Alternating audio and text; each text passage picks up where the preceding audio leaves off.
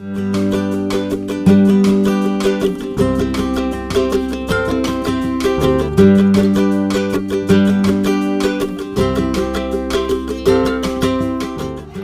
project here at the Wesley Playhouse really started 5 years ago when the church was in the throes of having to close because the membership had gone down to around 6 or 7 members who were all elderly in their 70s and were really wondering where the future was for them as a church. I came to them with the idea of perhaps making the church into a play centre, a bit like a wacky warehouse, in the hope that young people and families from the surrounding area would be able to come and enjoy somewhere where Christianity was lived out, a place where people could share their faith. There were people who thought, well, where's the money going to come from? Because at the time we only had about £3,000 in the bank. How was it really church? People in the past had done play groups, they'd done mums and tots groups, we'd run holiday clubs, and nothing really had worked. And in the year 2000 we'd gone out and asked the local community what they actually wanted here. And a lot of people said somewhere safe that they could come with their families.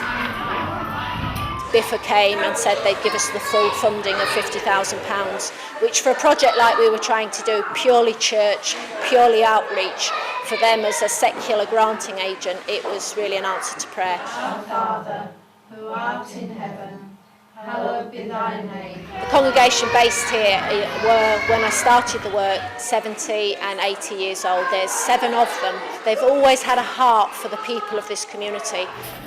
Each member comes to the Playhouse different days of the week. They blow balloons up, they make party bags, they make the sandwiches on the Saturdays for the parties, and they have a real involvement here. And in fact, near enough every member would say to you now, if only you'd done this 10 years ago when we were younger, we'd like to spend more and more time here, because we can see how our building has come to life, how the faith here has grown.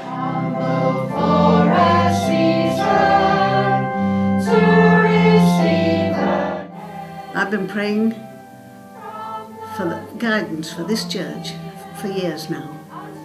I have felt from the word go that God's been with us all the way. We've had a lot of obstacles to overcome. Most of us couldn't see what Caroline could see.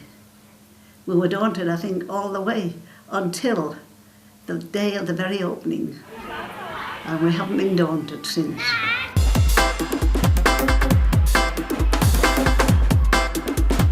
And 3 years to the day almost since we opened, we've had 42,000 people through the door.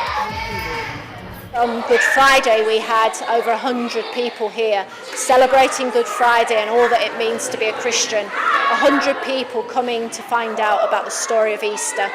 8 different families have asked to have their children baptised in the Playhouse, because that's where they've come with their children, and they recognise this is a church, they recognise this is church for them.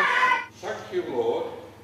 On the second Sunday of the month we have a family worship where families are encouraged to come together to do something similar to Messy Church, where they come and they do crafts and they sing together. And we're actually seeing now between 40 and 100 people come once a month to that event, and finding it a real blessing to them. There is a purpose for every church to be their faith-sharing community.